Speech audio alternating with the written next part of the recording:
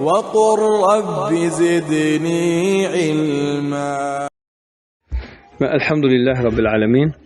Demək, qardaş soruşur ki, Qur'anı insan üzərindən ayəni asa bilərmi? Qorunmaq üçün və s. Deməli, birincisi onu deyirik ki, həmişə iki qaydanı bilmək lazımdır. Bu iki qaydanı insan bilsə, bütün bidətlərdən salamat olur. Bütün bidətlərdən və bütün bidətlərə də rəddiyə olur. Birinci qayda odur ki,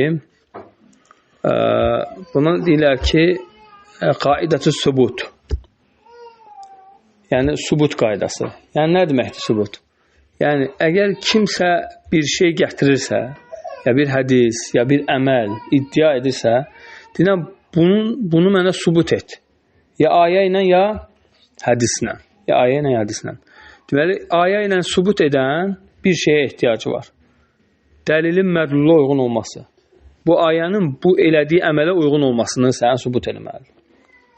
İkinci tərəfdən, əgər kim hədislə dəlil gətirirsə, onun iki şeyə ehtiyacı var. Birincisi, dəlilin bu mədlula uyğun olması, gətirdiyi şeyin uyğun dəlil gətirməsi. İkinci, hədisin səhih olub-olmaması, məqbul olub-olmaması. Aydın mı? Bu ikinci məsələ. Aydın mı? Bax, bu ikinci məsələ olur.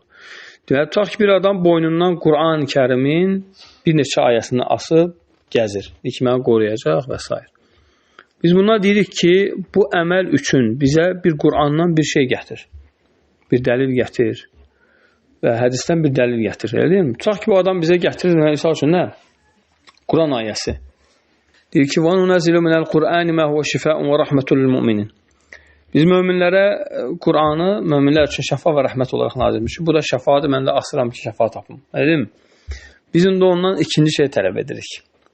Əvvəl nə idi? Hələ dəlilin mədlula uyğun olması və subutu tələb edirdik. Elə deyil mi? Qur'anda bir dənə dəlilin mədlula.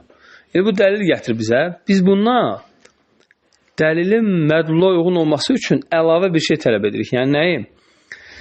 Deyirik ki, şər'iyyətul asli la yestəlzimu minhu şər'iyyətul vasfi. Deyir ki, bir şeyin əslinin şəriətdə gəlməsi,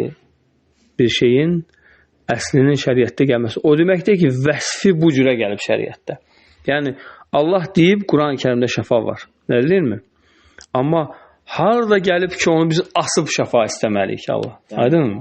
Ay, sağ ol. O vəsfi bizə göstər. Allah belə şey buyurubmu? Gəl Quran-ı Kərimin ayələrini araşdıraq. Baxaq görək ki, Quran-ı Kərim ayələri 3 növdür Quranla təbərrük etmək babından. Birincisi, bunun dımnında bir qayda da var. Sıfətul bərəkəti təvqifiyyə. Yəni, bərəkətin tələb etməyin. Sıfətul təbərrük təvqifiyyə. Təbərrüki tələb etməyin özü təvqifidir. Yəni, mütləq sən nə eləməsən, dəlil gətirməsən ki, bu cürə etdiyin üçün. Yəni, bu cürə etməyə və dəlil nədir yəni? Bunun üçün sən dəlil gətirməlisən. Və bundan sonra deyirdik ki, yəni, deməli, sən deyirsən ki, bu Quran-ı Kərim oxumağın bərəkəti var. Allah Teala nə qədər ayələr yuvarattil Quran tərtilə fəqra'u mə təyəssərə min Quran fəqra'u təyəssərə min. Yəni bu ayələr hamısı dəlildir ki, Quranı oxu. İnnellezine yetluna kitaballahi və qamussalah. O kəsə Allahın kitab ayəsini oxuyarlar və oxumayanlar ziyan içindədir. Və belə ayələr çoxdur. Deməli, Quranla bərəkət diləmək üçün nə etməliyik onu? Oxumalıyıq. Allah Rasulü deyir ki, iqra'u suratul Bəqara. Sən oxu deyir. Həmişə Peyğəmbər sallallahu əleyhi və səlləm şəfa edib nə edərdi? Nəfəs edərdi, nəfəs.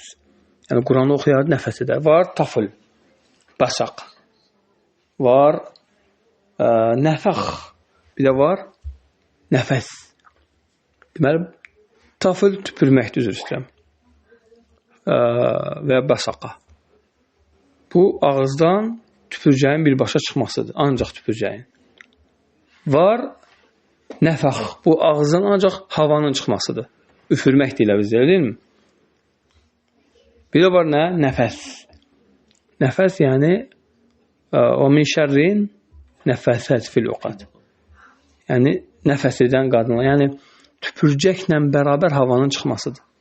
Və bu şəriətdə də gəlib. Allah Resulü sallallahu aleyhi ve sellem ruqyə edən nə edərdi? Nəfəs edərdi. Nəfəs, aydın mı? Bu cürə gəlib Fatihəni oxuyub nəfəs etmək və yaxud da gecə yatmamışdan qabaq əlimizə 3 dəfə İxlas Falaq Nəsi oxuyub nəfəs edib bədənimizə sürtmək. Amma asıb gəzmək hanı şəriətdə? Aydın mı? Hanı göstər bizə. Bax, bu qaydanı biləndən sonra bütün bidətlərə sən rəddiyə edə bilərsən. Ona görə şəriyyətəl asli la yəstəzim minhu şəriyyətəl vasfi. Ona görə buna diqqətə, bir şeyin şəriətdə əslinin olması o deməkdir ki, bu vəsifdə sən tətbiq edə bilərsən. Bir sadə misal da verim. Misal üçün, Övliya Fatihə surası oxuyurlar. Elə deyilmi? Deyir ki, bəs Fatihə surası var axı. Deyirsən ki, Fatihə surası var.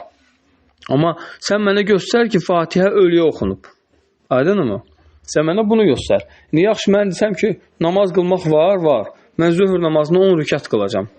Sən məni necəksən? İnkar edəcəksən. Deyəcəm, niyə inkar edirsən ki, namaz qılmaq şəriətdə var da? Elə deyə yox. O deyəcək ki, yox, bəs Peyğəmbər sallallahu aleyhi ve sellem belə etməyib axı. Biz də səndən onun eyni şeyi deyirik də.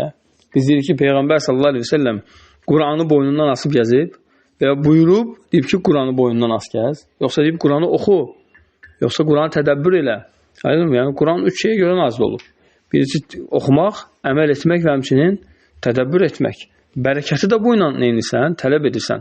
İqra surətəl Bəqara fə in axzaha bərəkətun və sən axzaha bərəkə və tərkəhə həsrətun və lə təstatiyu əhl-bətələ.